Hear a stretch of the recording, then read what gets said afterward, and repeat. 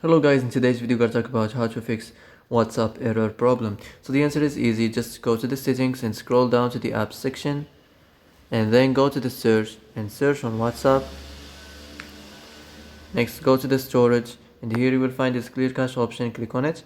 Now you can go check it if it worked. If it didn't, you can try to restart your phone or maybe turn the Wi-Fi or turn the Wi-Fi on and turn it off, or off and on, and turn the Bluetooth off and turn it on. And if it didn't work again, maybe try to clear data, but be careful when you clear data. You're gonna delete all your messages and all the documents and the databases, so be careful. So that's it for today's video. I hope this is the answer you've been looking for.